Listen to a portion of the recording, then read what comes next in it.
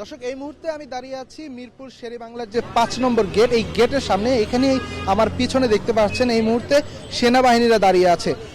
ঠিক 30 মিনিট আগে এই স্থানের পরিস্থিতি কিন্তু এমনটা ছিল না। আমরা সকালবেলা যখন আসি এখানে আসলে দর্শকদের টিকিটের জন্য এক বিশাল বড় লাইন আমরা দেখতে পাই, যেটা প্রায় 4 নম্বর গেট পর্যন্ত চলে গিয়েছিল।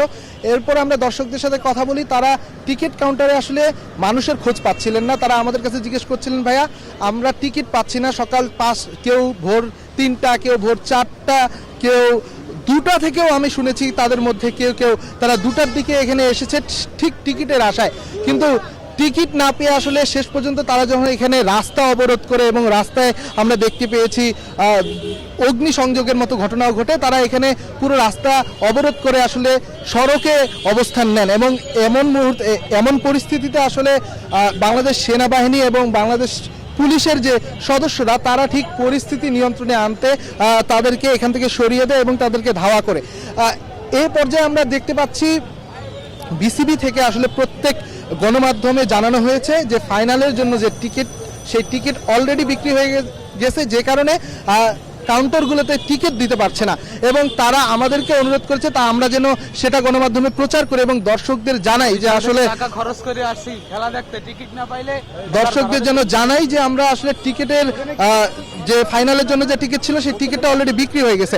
এখানে বেশ কিছু দর্শক দাঁড়িয়ে আছেন এবং আমি যদি তাদের সাথে কথা বলার চেষ্টা করি, আসলে তাদের আজকে যখন হুট করে বা হঠাৎ করে যখন বিসিবি থেকে জানানো হয় টিকিট বিক্রি হয়েছে, তাদের মধ্যে যে প্রতিক্রিয়াটা, সেই প্রতিক্রিয়াটাই আমরা আর কি জানার চেষ্টা করব।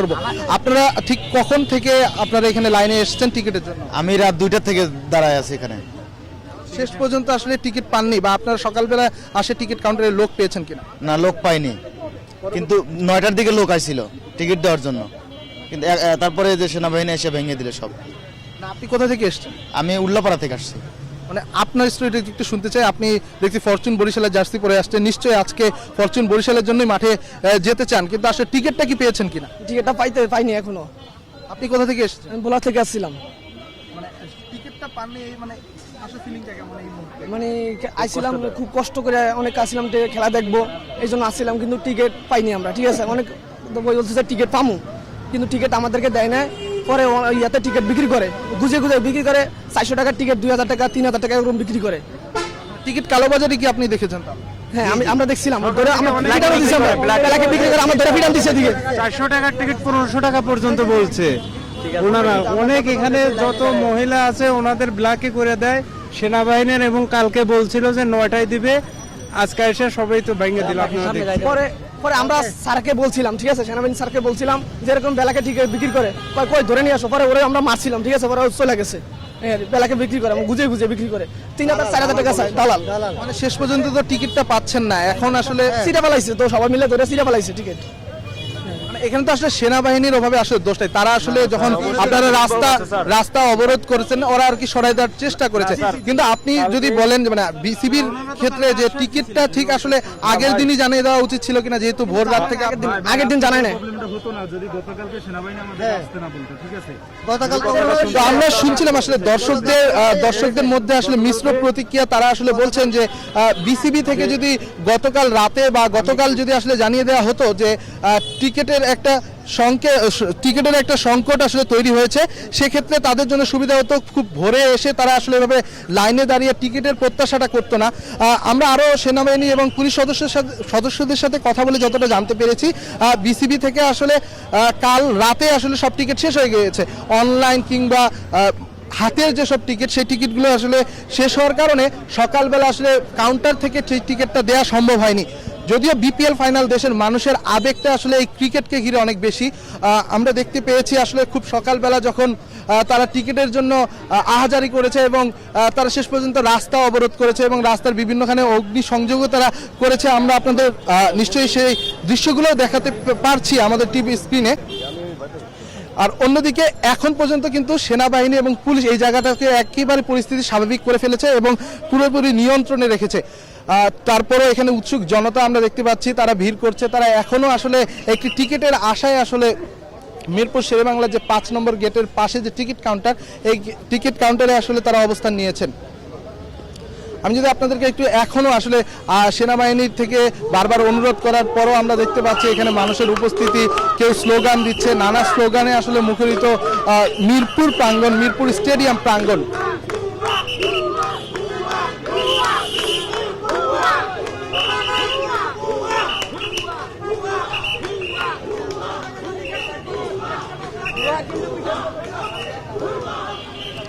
আপনারা দেখতে পাচ্ছেন আসলে আবারও সেনাবাহিনীর সদস্যরা পরিস্থিতি নিয়ন্ত্রণের চেষ্টা করছে। তারা আসলে যেসব দর্শক টিকিট প্রত্যাশী দর্শক তাদেরকে এই মিরপুর স্টেডিয়াম প্রাঙ্গণ থেকে দূরে সরিয়ে দেওয়ার চেষ্টা করছেন।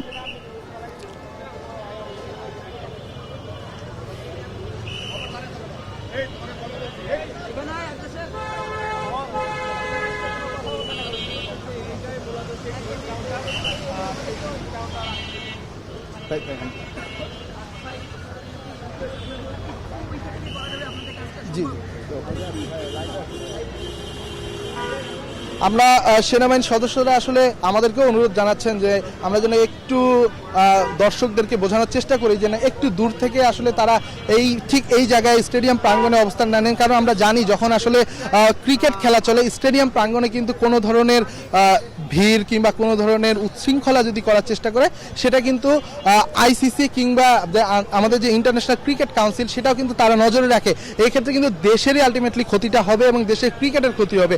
এমনও হতে পারে যে এসব কর্মকাণ্ডের জন্য বাংলা আইসিসি থেকে কোনো নিষেধাজ্ঞা আসতে পারে বাংলাদেশ ক্রিকেটে। তো সেজন্য দর্শকদেরকেও আসলে একটু পরিস্থিতি বোঝার চেষ্টা করতে হবে, যেহেতু টিকিটের অনেক চাহিদা এবং আমাদের মিরপুর শেরেবাংলা স্টেডিয়ামে আসলে মাত্র 25,000 দর্শকই ধারণ ক্ষমতা, কিন্তু বিসিবি থেকে দাবি সেই 25,000 টিকিটই আসলে আজকে সেল হয়ে গেছে এবং সেটি গতকালই সেল হয়ে গেছে, যার কারণে আজ সকালে আসলে কাউন্টারগুলোতে আভাবে টিকিটের যে ব্যবস্থাটা সেটা করা যায়নি এবং করা সম্ভব হয়নি। আমরা যে রাস্তার দুপাশে আসলে মানুষের উপস্থিতি আমরা যদি আপনাদের দেখানোর চেষ্টা করি, এখনও যে আইলাইনার রয়েছে এখানে সেই আইলাইনারের উপরে অসংখ্য মানুষ এখনও দাঁড়িয়ে রয়েছে এবং তারা এখনও চেষ্টা করছে আসলে টিকিটের জন্য।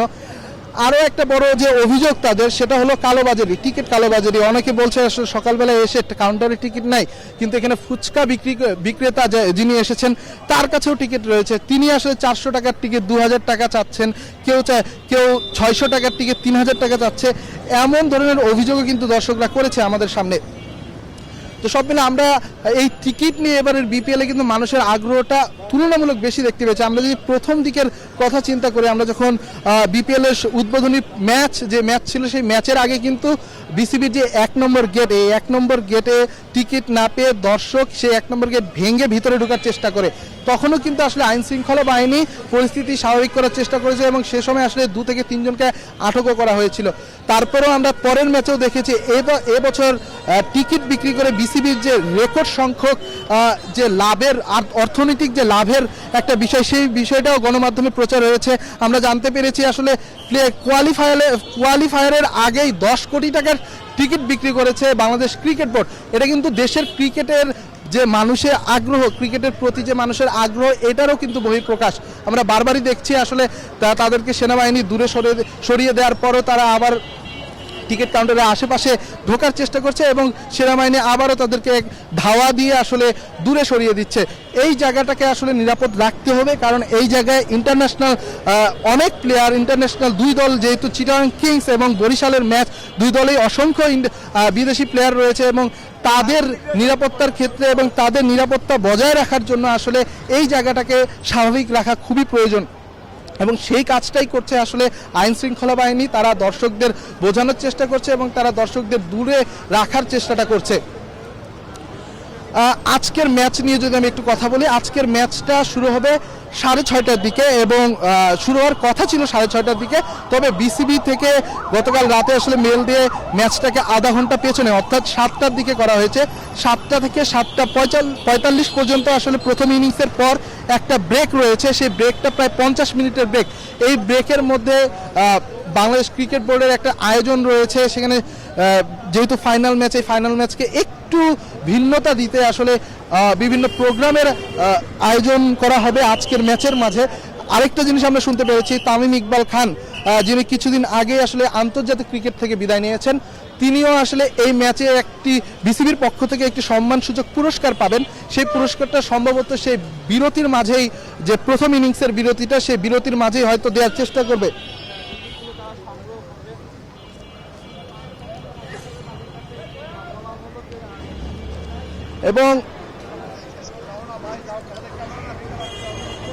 এবং পরবর্তী যখন বিরতির পর আসলে দ্বিতীয় ইনিংসটি সংগঠিত হবে এবং তারপরে নির্ধারণ করা হবে আসলে আজকের বিজয়ী দলকে হচ্ছে আমরা জানতে পারবো। তো আমি এই মুহূর্তে মিরপুর শেরেবাংলা স্টেডিয়ামে আছি এবং এখানকার টিকিটের যে সর্বশেষ তথ্য সেটা আপনাদের দেওয়ার চেষ্টা করছি। অবশ্যই আমাদের সঙ্গে থাকবেন। আমরা আপনাদের সারাদিনই আজকে বিপিএল এর মেগা ফাইনাল নিয়ে বিভিন্ন আপডেট নিয়ে আপনাদের সামনে হাজির হব। এই মুহূর্তে আমি বিদায় নিচ্ছি আপনাদের সঙ্গে, কিন্তু আবারও আপনাদের সাথে যুক্ত হব।